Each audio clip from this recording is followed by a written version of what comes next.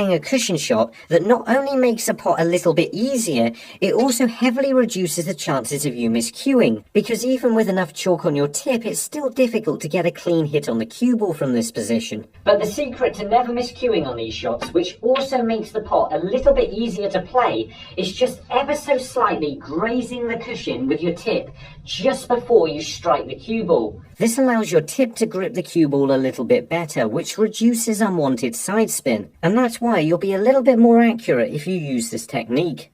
We have 6 more secrets that will improve your game, but no one ever talks about. But keeping your head still on a shot and not jumping up off it isn't one of them. However, this can be a little bit difficult to put into practice.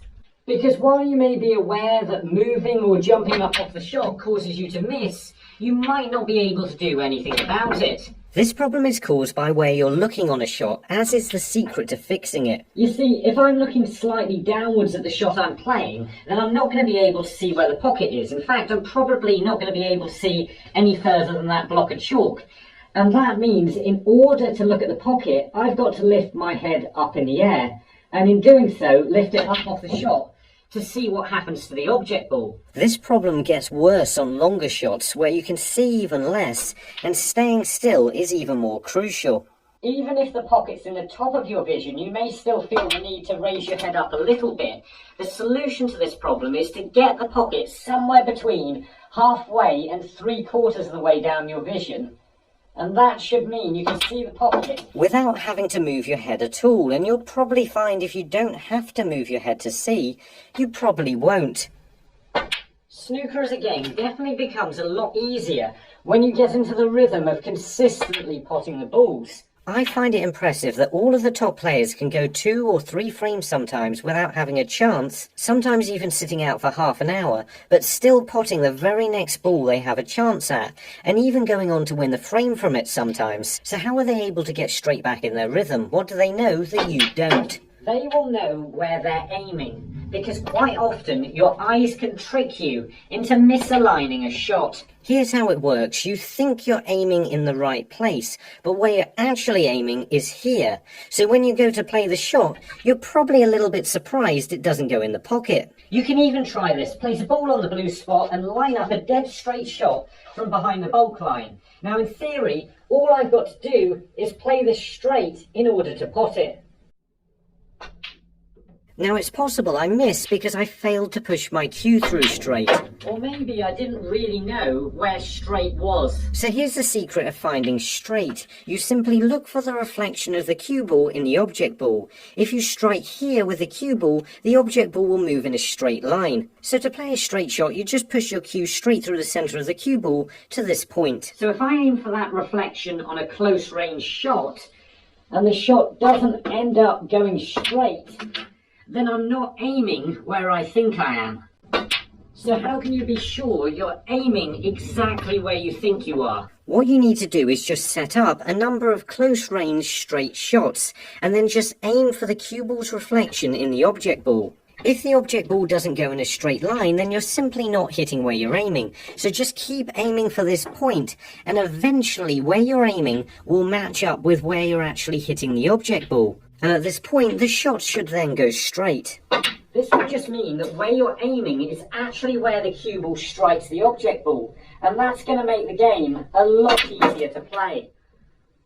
But not as much as practice, because unfortunately, no matter how much you know, nothing beats hard work. But some forms of practice will be a lot more beneficial than others. And that's because break building around the black spot can be fairly simple, but it's probably the most straightforward way of winning a game. But controlling the cue ball around this area and potting the black from some positions take a lot of getting used to. That's why it's definitely more valuable practicing shots in this area than it is anywhere else on the table. So a very simple but good way of practicing these shots is to place a red halfway between the black spot and the pink spot, the black on its spot, and then pot the red, play for the black, replace the red, and then pot the black and replace the black, and just see how long we can keep doing that for. This will depend on your ability, but getting better at this will make more of a difference than any other part of the game. So I'll leave a link to more practice routines like this at the end, but for now let's look at more things you might not know.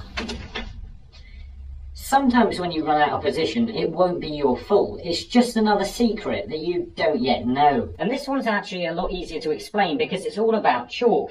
If I release these balls evenly down the cues, then in theory they should all end up in the same place. The green here has gone about the same distance as the white, and so has the red. They've all gone to roughly the same place, so let's say that's about there. But now I add chalk to the cushion. So we've got chalk definitely going to get here in between the cue ball, or it's not going to be a cue ball, it's going to be the yellow, in between the yellow and the cushion, and in between the black and the cushion. And watch the difference now.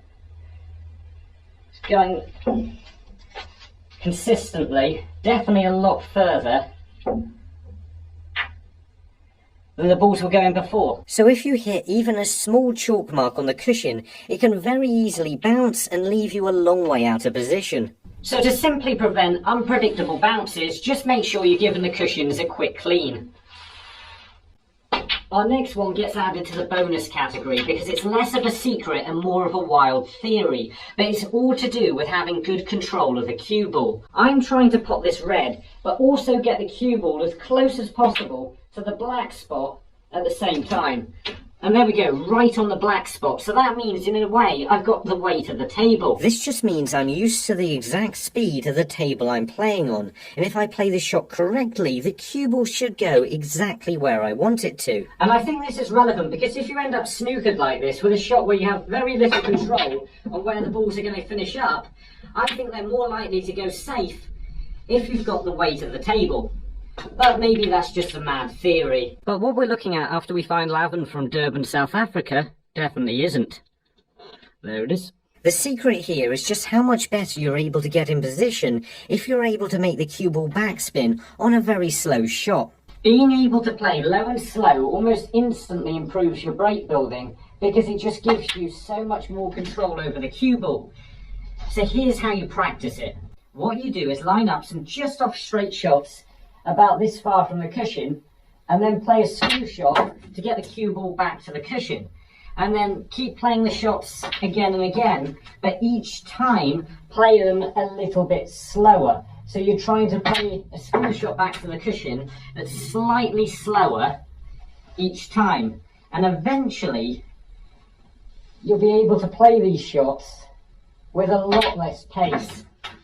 This is the second shot we've talked about today that's very easy to miscue, so once again make sure your tip is nicely covered in chalk.